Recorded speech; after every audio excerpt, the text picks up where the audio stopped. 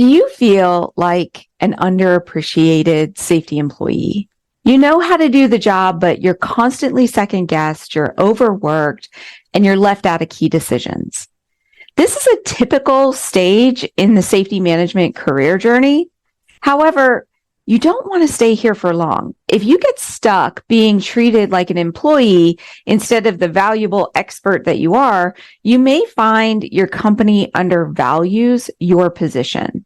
And this can be stressful when the economy changes and shifts, and that typically happens every 2 to 4 years. So let's talk about bulletproofing your career.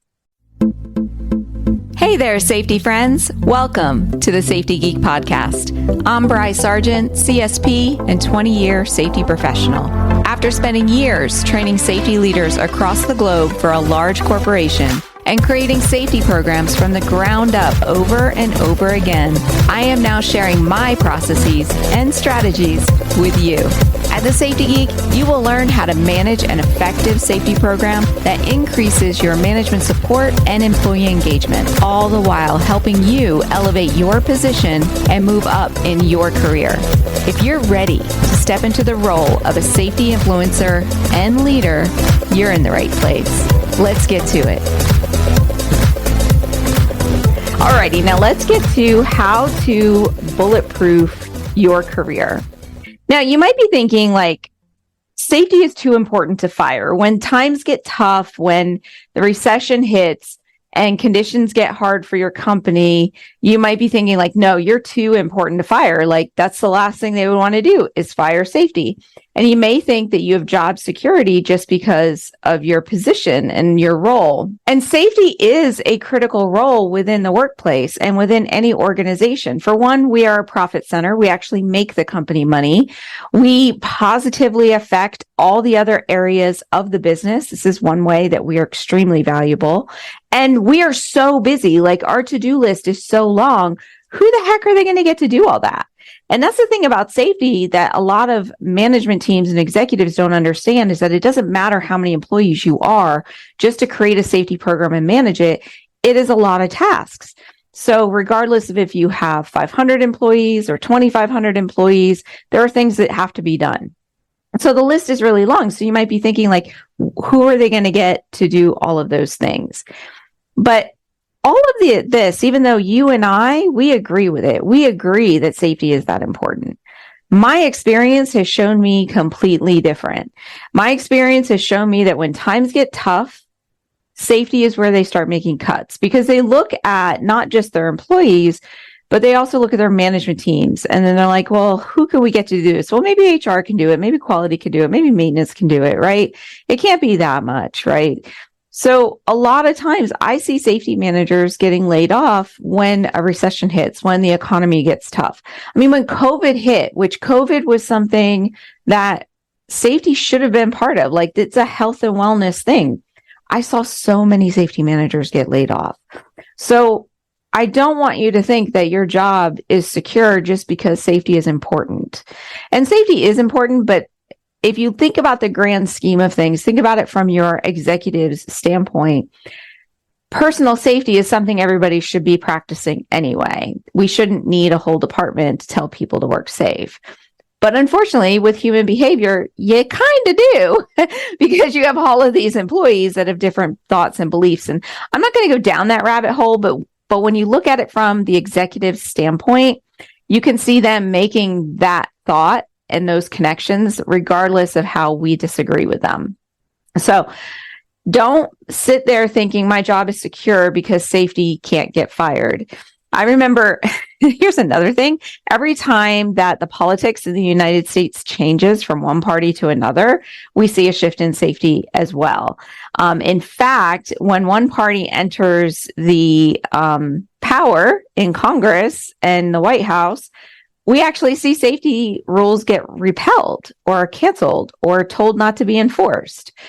And I remember talking to my family one time after an election, and I was so concerned. And they're like, it's safety. They're not going to do anything about it. And it was literally one of the first laws they passed was to cancel something or repel something in safety. And I was like, yeah, no, they don't care about safety.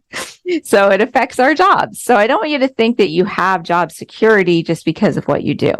However, there are things that you can do that will help bulletproof your career. I like to say fireproof, but then I think people don't understand that. But I want to make you fireproof. I want to make it so that way when when cuts are coming, they're not looking at you to make that cut. Or if they are looking at you and if they do cut you, that you can just quickly go get another job. And there are things that you need to do in order to make sure that that happens. Like I know for myself, because I've done all of these things, that next week, if I wanted to go get a job in safety, I can. If I want to go get a job in management, I can. I just have to put my hand up and say, yeah, I am looking for a job, and offers will come in because I have done a lot of these things. So number one is you need to understand the market. You need to explore the current state of the safety job market and really look at what people are hiring for and what expertise that they're looking for, and make sure that you have those expertise. So look at the job postings for safety specialists, safety coordinators, safety managers.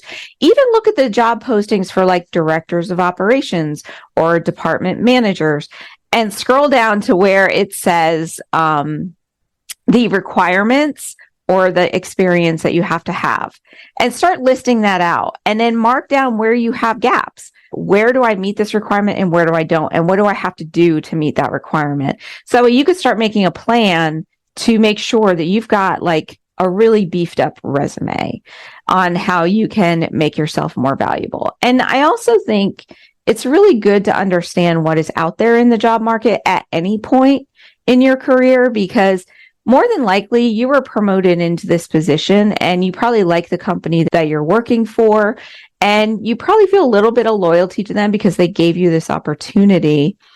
But I want you to see what's out there, because I know that a lot of people get stuck where they are because of those feelings. So it's always good to know what's out there, and even to talk to people about what you could possibly be qualified to do. Right. And always keep those in the back of your mind, so that way you can start building a plan so you're meeting the requirements to make you more valuable in the job market. So that's number one. Number two in bulletproofing your career is to understand the unique position that safety is in. Safety is really the only position in any business that has their fingers in every other department. Like you have influence on every other department, and every other department needs you to help them out with safety. So this could be something as like customer service. It could be merchandising. It could be sales. It could be the obvious of like production and manufacturing and construction and all the real safety sensitive stuff as well. The point is that you're in this unique position to insert yourself in all of these other areas and start learning. You can learn how they do customer service. You can learn how they negotiate prices in purchasing. You can learn what they're looking for in sales, and say, hey, I need to go out and follow a sales guy so I understand their safety hazards and what they are exposed to. And at the same time, you could be learning what it's like to be a salesperson, right? You can learn how they measure the success in the business, so that way you can insert yourself in there. And that is the unique position you're in. So when you start gaining all the skills from all the other departments, like you know how to run an operations department, you know about a little bit of accounting, and you know a little bit about customer service, you know a little bit about negotiating. When you go into the job market, your resume just looks amazing because you can list all of those skills. Like, hey, yeah, I helped our team with negotiations and on purchasing product, and I saved them, $10,000 a year on this one product, and we're working on doing it for 3 others. And that makes you valuable in the marketplace. So basically, and I think I said this in a previous episode where I was like, don't stay in your lane. Don't stay in your lane. Really make sure that you're looking out for yourself and your own skills, so that way you could take what you have. Because like if a warehouse worker all of a sudden wanted to follow a sales guide, that just couldn't happen. But because you're in safety, you can do that, because you can use safety as the reason for doing that and for learning all of those new skills. So the more skills you have, the more experience you gain, and the more valuable you are in the marketplace. So take advantage of that unique position you're in. And you could just use the excuse of, I want to learn all aspects of the business because I affect all aspects of the business. And I want to be able to talk to those people about safety. Like, I'll never forget the first time I went to a sales meeting, everyone's like, why are you here? I'm like, well, I want to know about sales. I want to know what the sales team's doing. And I used the guise, I guess you can say, of like, defensive driving training or distracted driving training, and they're exposed to other work sites, and I need to see what those exposures are. But really, I wanted to experience what it was like to be a salesperson for that company and that industry. All righty. Number 3 for bulletproofing your career is making sure the company knows how valuable you are. I already told you we're a profit center for the company. We may not be on the profit and loss statement as like a line item, but a dollar saved is a dollar earned, and you are earning a lot of money for that company, and you need to be able to express that value. So you want to always make sure that you're talking in terms of how much value you added to the company and how many dollars that you added to the bottom line. Too often we talk about dollars saved, and really the way that executives see savings is there's only so much you can save and then you don't make any money. So it doesn't look like a growth opportunity. It just looks like it's like a shrinking thing. Like, I remember this one time we were talking about injuries, and when I first walked into this company, they were spending $3 million a year on injuries. And I got it down to $100,000. And to me, I was like, I've saved you nearly $3 million a year. And they're like, yes, thank you. But moving forward, there was nothing more to save. So they didn't see the value, right? They're like, well, the most you could save us is this $100,000. And we did get it down to 50, I think, in a couple of years. But if I talked instead of, I actually made you $3 million this year, because if I wasn't here, all those accidents would keep happening, right? Then that becomes like, oh, you're adding to the bottom line. You are actually valuable to the company. So really make sure that you're talking in the value that you provide, and anything new that you're putting in place, you always want to have an ROI, which is a return on investment, and you're sharing that return on investment with the executive team. So they start seeing you as somebody who's like a team player for the company, so that when times do get tough, they're not going to want to get rid of you because they need you to keep making them money. Okay. Step number 4 in bulletproofing your career is keeping your own expenses as low as possible, or at least knowing how to do that. Now, I know that right now there are tons of technologies on the market to help you manage safety, and I love them. I think there's some great ones out there. However, when companies are cutting costs, you could step up and say, well, we can forgo this technology, and actually I can DIY my safety program. And a lot of people do that. I've DIY'd my safety program, do it yourself. My safety program since inception, because every company I worked for had no budget for safety. And I was given, like, in a couple of companies, they did give me like a $50,000 budget to buy a software system, and that was great.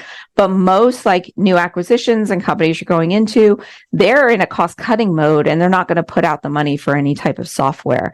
So it was really nice to say, that's okay. I know how to finagle, a PowerPoint presentation to make a slideshow for the break room, or I could use Canva and make my own posters, or I can do data analytics on an Excel spreadsheet because you can't afford Tableau or Power BI or anything like that. So knowing how to like even create your own videos, like I used to make my own safety videos with the employees. Instead of paying $600 or $800 for a training video, which back then that was the cost because they were on VHS. That's how old I am. They were on VHS, and you would buy this one VHS for like $800, and you would use it year over year to train on your fall protection, right? So instead, we just made our own video, and I literally took an iPad and recorded it and edited it, I think, on iMovie. And that was what we used for training. So knowing how to DIY your safety program, and then showing your management team the money you're saving them, and that you're part of the team and you understand that cutting costs is great. Another great way would be your first aid kit. Like, I know there's some great first aid services. I was a huge fan of them, filling my first aid kits. So what I switched to, because my boss, I don't know, he had to sign the invoice and he got really angry one time, and he was actually firing people that day, and I did not want to be one of those people. And he was so angry about the $150 first aid kit bill. And I was like, that's fine. I'll just do it myself moving forward. And I just filled my own first aid kits, but actually what I switched to was having an employee fill it. So then I had an employee become an advocate for first aid and become my first aid trainer. And that was a whole nother thing that I actually teach you inside of Safety Management Academy if you get the bonus for the compliance area coordinators. But anyway, just know how to DIY your safety programs. So that way, when times get tough, you can actually step up and show them that you can save them money. And this is also great for interviewing. Like if you're interviewing for a job and you could say, look, I know a lot of safety people come in with like no technological skills or no marketing skills. I'm coming to you with all of this so that you actually get me to do it, as opposed to hiring a company out to provide posters or training or any of that. It's not an ideal situation, but it's nice to know that you can do it and that you could be that team player for that company. Number 5 is develop repeatable processes. So when you can have a system, this is what I teach inside of Safety Management Academy, when you can have a system that works in any company, any industry, with any group of people, and you can just insert it, then that makes you more valuable, not just with your current employer, but when you get hired on with a new company as a safety manager or director or whatever it is, they expect you to hit the ground running. They're not going to be providing you with any training. They're like, okay, you're good to go. And why is this? It is because the people hiring you don't know how to do your job. So there's nobody there to train you. So they want you to be hitting the ground running. And if you could just go in and say, here's my system, and this is what we're going to implement, and it works for any industry, any company, any organization, it helps develop culture, it helps develop management support, it creates the company money, you're more valuable, right? It just makes your job easier. This has also allowed me to go to work for companies that have small safety departments, usually a department of one, just me. But I can do that because I have processes in place that gain management support and get the supervisors engaged in all of that. So I think it's really important to have those repeatable processes. So whatever you're currently doing, make sure that you know what you're doing. So when you go to the next company or the next team, you have a way of just going, let me insert this right here. And it works, right? It's a workable product. Like it's just going to work. And that was the point that I had gotten to. And that's why I feel confident. Like anybody hires me today as a safety manager, I don't need training. I might need to know how to get into your systems, but I can learn that. But I'm just going to walk in, and day one, I have a process. I do a hazard assessment. I get to know everybody, and I start installing all of my processes that work my safety management cycle. If you haven't taken my free course, then you definitely need to see that to see what the safety management cycle is. So that is number 5. Make sure that you have processes and repeatable processes that you can just insert wherever you go.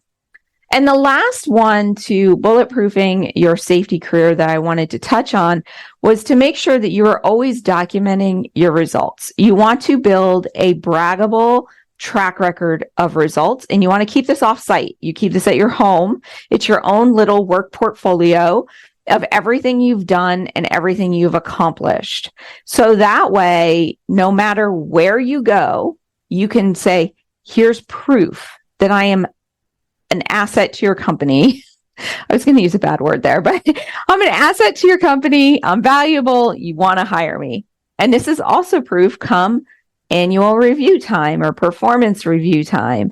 You can say, look at everything I've done over the last year and look at all the money I've made the company. It makes you more valuable, but it just gives you that proof. And a lot of times what happens, especially when we are just starting out and we don't know to do this, or when we just go into a new company and get started and there's so much to do, you don't have time to document anything.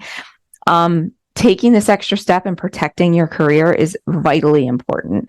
So you always want to make sure you just document where you were, where they were when you started, what was it costing them, what were the actual numbers of compliance or whatever it is you're doing. Then you implement your thingy, maybe it's a safety shoe program, maybe it's a lockout tagout program, maybe it's a lifting program, whatever it is that you're implementing, and then you measure the results afterwards and you calculate an ROI. It's a one sheet, basically, like an after action review. It's just a one sheet. So that way you can just throw it into a binder and you can have it ready for whenever you are interviewing and whenever you are looking for that next opportunity. So I hope that helps you. Those are the 6 steps for bulletproofing your safety career. I'm sure I could probably think of 6 more if I wanted to, but I think these are the most important for you to really be considering right away. But one of the things that I wanted to end with was the misconception that once you are in safety, you have to stay in safety. So as you are trying to bulletproof your career, this kind of goes back to my number 2 of understanding the unique position that you're in. That as you are looking at your career arc and your future and where you want to go, it's okay if you don't stay in safety. In fact, safety managers who go into other positions end up excelling at them because of the skills that they learned in safety. And we need more safety advocates in those other positions. Like the best operations managers I've ever worked with had a foundation in safety. So they were excellent at their jobs and made the company tons of money. And they also had a really good safety record. So just know that when you are looking at your career growth, or let's say that times get tough and you do have to go look for another job, you don't have to stay in safety. You can diversify and you can do other things. Human resources is very similar to safety. I like to go more towards the operations end and the sales end and the management end, just because you get a higher salary with those. But just know like you're not stuck. So I never want anybody to feel worried or stressed out about losing their job, because I want you to feel like it doesn't matter if I lose my job, because I can go get another one tomorrow or next week, or maybe it might take you a month or 2, but you can go get another one, right? And when you have that feeling of like, I'm here by choice because I can just go somewhere else, it empowers you. It gives you a lot more confidence. So that is what I want for you, my safety friend. But in order to get you there, we need to make sure that you put some steps in place to protect what you're doing now, and that you are constantly learning so that you're ready for the next thing. Alrighty, I hope that helps you, and I will see you in the next episode. Bye for now. Hey, if you're just getting started in safety, or you've been at this for a while and are hitting a roadblock, then I want to invite you to check out Safety Management Academy. This is my in-depth online course that not only teaches you the processes and strategies of an effective safety management program, but how to entwine management support and employee participation throughout your processes. Are you ready to finally understand exactly what you should be doing and ditch that safety police hat forever? Then you have got to join me and your fellow safety scholars over at Safety Management Academy. Just go to thesafetygeek.com/SMA to learn more and to get started. That's thesafetygeek.com/SMA. And I will see you in our next students only live session. Bye for now.